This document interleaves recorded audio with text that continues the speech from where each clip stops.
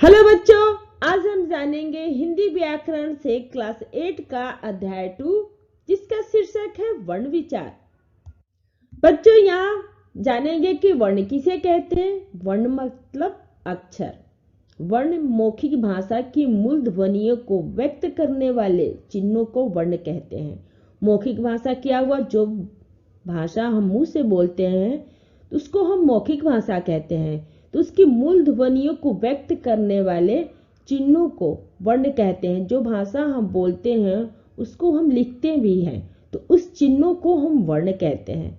रचना की दृष्टि से भाषा की सबसे छोटी इकाई वर्ण है। वो छोटी से छोटी ध्वनि या मुंह से निकली आवाज जिसके और टुकड़े न किए जा सके उसे हम वर्ण कहते हैं। मतलब जो मुंह से हम लोग आवाज निकालते हैं जिसके हम टुकड़े ना कर सके तो उसको हम वर्ण कहते हैं।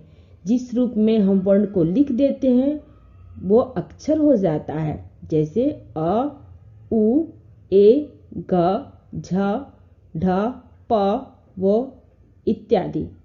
इन अक्षरों को हम टुकड़े नहीं कर सकते हैं तो उसे हम वर्ण कहते हैं।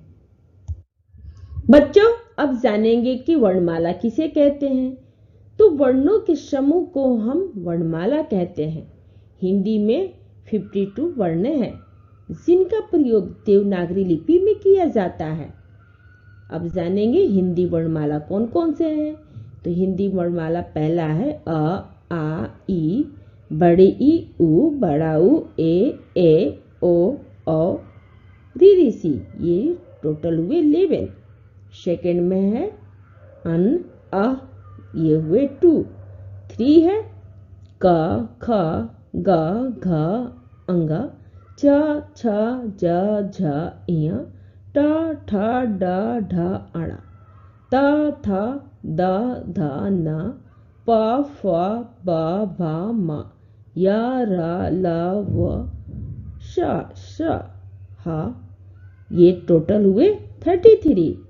4 में है ड, ढ, ये हुए 2। 5 में है छ, त्र, ज्ञ, री, तो ये हुए 4। तो इन टोटल अक्षरों को मिलाकर 52 वर्ण हुए। इन्हें ही हम वर्णमाला कहते हैं। अब हम जानेंगे वर्ण के भेद के बारे में।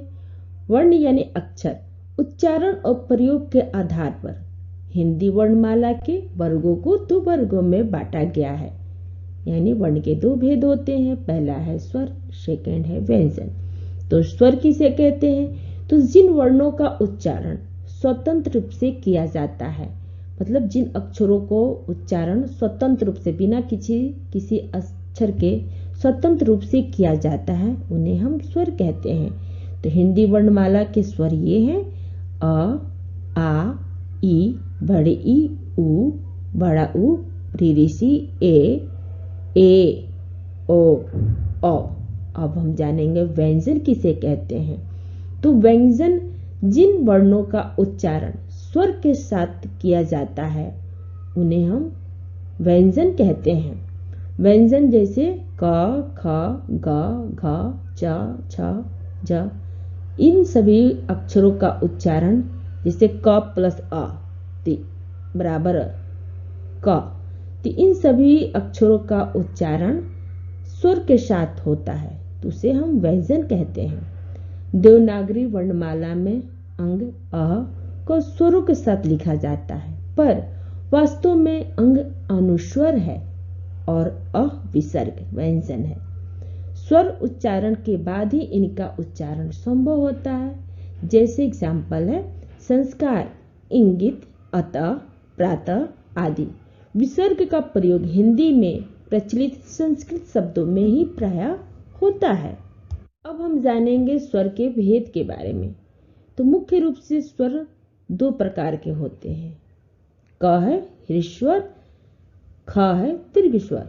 तो ह्रीश्वर किसे कहते हैं? इन स्वरों का उच्चारण में कम समय लगता है। इनकी संख्या 4 है। एग्जाम्पल है अ, छोटी ई, छोटा उ, री, सी। अब दीर्घ स्वर किसे कहते हैं? तो इन स्वरों का उच्चारण में ह्रीश्वर से दुगना समय लगता है। इनकी संख्या 7 है। एग्जाम्पल है आ, बड़ी ई, बड़ा ऊ, ए, ओ, अ। दीर्घ स्वर से भी लंबा प्लुत स्वर होता है, जैसे आ, ई। नाटकों के संवाद में इनका प्रयोग अनुनासिका और अनुस्वार के रूप में होता है। अब जानेंगे अनुनासिका किसे कहते हैं। तो जिस स्वर मुख और नाक से बोला जाता है, मतलब जिस स्वर को मुख और नाक से हम बोलते हैं, उसे हम अनुनासिका स्वर कहते हैं। जैसे है आंख, मुंह, दांत, आंगन। इन शब्दों को हम मुख और नाक से बोलते हैं। अब जानेंगे अनुस्वार किसे कहते हैं। तो जिन स्वर के उच्चारण में हवा केवल नाक से निकलती है, उससे हम अनुस्वार कहते हैं। जैसे शांत, गंगा, कंस। इन सभी शब्दों को हमारे बोलते वक्त हवा नाक से निकलती है, तो उसे हम अनुस्वार कहते हैं। अब हम जानेंगे विसर्ग के बारे में। तो विसर्ग किसे कहते हैं। विसर्ग का उच्चारण ह ध्वनि के जैसा होता है। इसका चिन्ह जैसे एग्जाम्पल है अतः, प्रातः, स्वतः। मतलब इन शब्दों में लास्ट में ह की ध्वनि निकलती है, तो उसे हम विसर्ग कहते हैं। अब स्वरों के मात्रा चिन्ह के बारे में जानेंगे। स्वरों के मात्रा चिन्ह निश्चित है। इन चिन्हों का प्रयोग व्यंजनों के साथ किया जाता है।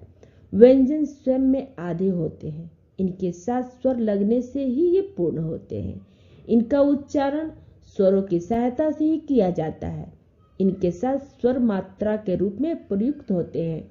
अब इसे हम नीचे देखेंगे कि व्यंजन किस रूप में कैसे प्रयोग होते हैं। बच्चों, यहाँ पे देखेंगे कि 3 पार्ट दिया गया है। पहले पार्ट में स्वर है, सेकंड पार्ट में व्यंजन है, थर्ड पार्ट में व्यंजन से बना शब्द है।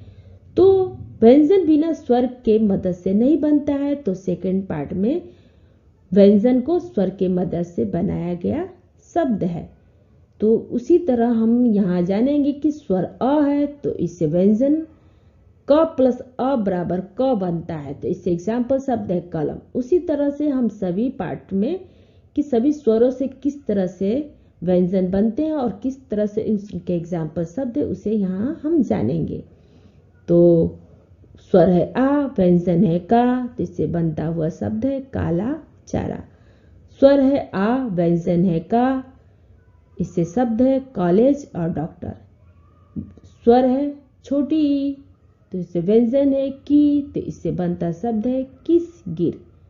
स्वर है बड़ी ई, तो व्यंजन है की, तो इससे बनता हुआ शब्द है कीचड़ कीमती। स्वर है ऊ, इससे व्यंजन है कु, तो इससे बनता हुआ शब्द है कुल पुल। स्वर है बड़ा ऊ, तो इससे बनता हुआ शब्द है कु, तो इससे एग्जाम्पल शब्द है कूलर कूप।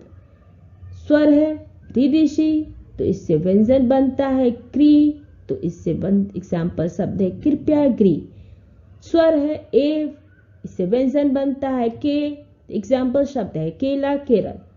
शब्द है ए, तो इससे व्यंजन बनता है कै, तो इससे एग्जाम्पल शब्द बनता है कैसा भैया। स्वर है ओ, तो इससे व्यंजन बनता है को, तो इससे एग्जाम्पल शब्द है कोटर तोता।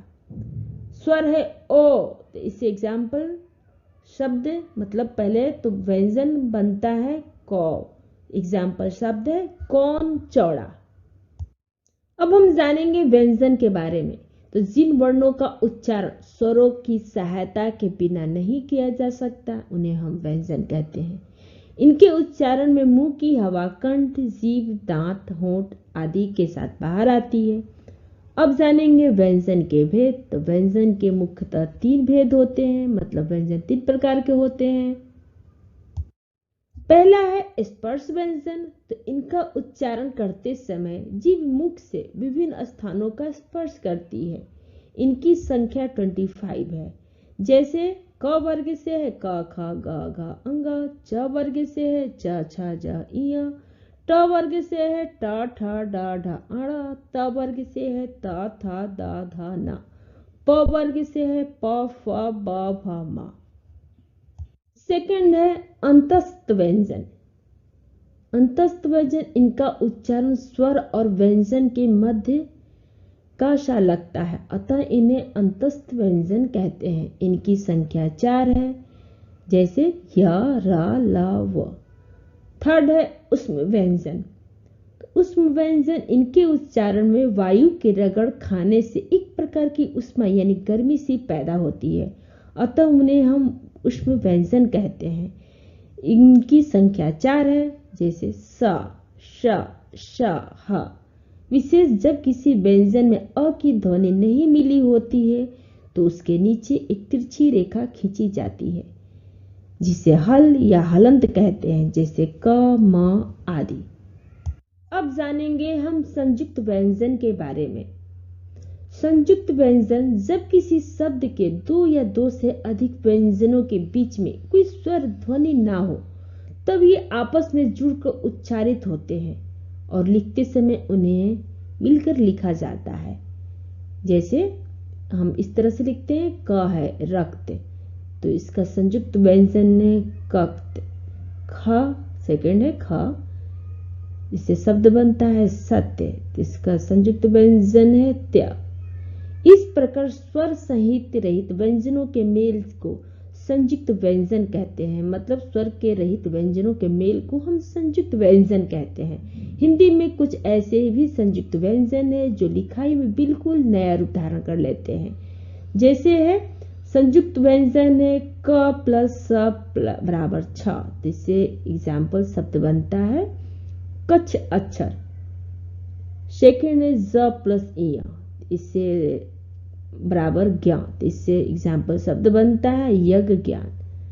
थर्ड है स प्लस र प्लस, इससे बनता है री, तो इससे एग्जाम्पल शब्द है श्रम श्रवण।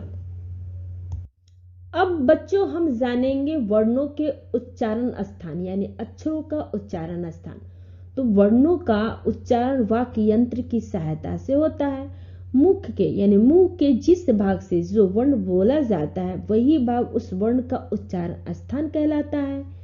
ध्वनियां यानी वर्णों के उच्चारण में निम्नलिखित अंग काम करते हैं। जैसे ध्वनियां हैं, पहला है स्वर तंत्रिका, सेकंड है मुख विवर, थर्ड है नासिका विवर, 4 है अलिजीवा मतलब जीव, 5 है कठोर तालु, 6 है मूर्ध, 7 है कोमल तालु, 8 है वलर्स, 9 है जीवा, 10 है दांत, 11 है ओष्ठ मतलब होंठ, 12 है श्वसन नली।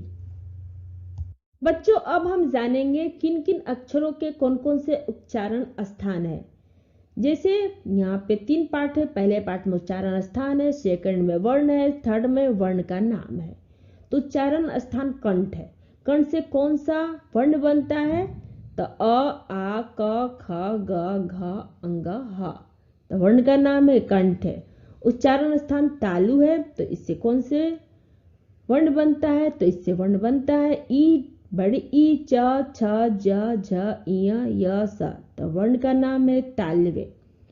उच्चारण स्थान है मूर्ध, तो इससे कौन सा वर्ण बनता है? तो इससे बनता है री, ट, ठ, ड, ढ, अड़, र, स, तो इन वर्ण का नाम है मूर्धन्य। अब जानेंगे कि वर्ण स्थान दंत है, तो इससे कौन सा वर्ण बनता है?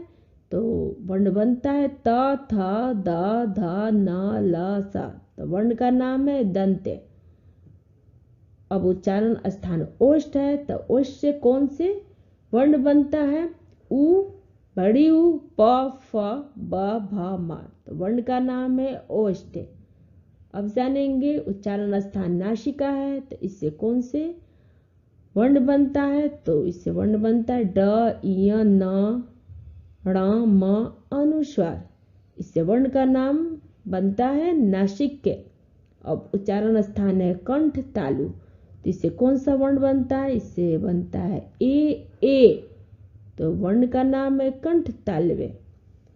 अब जानेंगे उच्चारण स्थान है कंठ ओष्ठ, तो इससे कौन सा वर्ण बनता है? तो इससे बनता है ओ, तो वर्ण का नाम है कठोष्ठ्य। अब है उच्चारण स्थान दंत ओष्ठ, इससे कौन सा वर्ण बनता है? तो द। तो इस वर्ण का नाम है दंतोष्ठ है। बच्चों, अब हम जानेंगे ड और ढ के प्रयोग के बारे में। तो ड और ढ वर्ण शब्द में नहीं आते, लेकिन मध्य और अंत में इनका प्रयोग होता है। एग्जाम्पल है, पहला है पढ़ना, पढ़ना। ख है पीड़ा, पीढ़ा। ग है बड़ा, बढ़ा। आपको मेरा ये वीडियो अच्छा लगा तो लाइक करें, या फिर कोई डाउट हो तो आप हमें कमेंट बॉक्स में लिख कर बताएं। अगर आप पहली बार मेरे चैनल पे आए हैं तो सब्सक्राइब करें और बेल आइकन को प्रेस करें, जिससे आपको मेरे नए वीडियो का नोटिफिकेशन सबसे पहले मिले। थैंक यू बच्चों, फिर मिलते हैं अगले वीडियो में।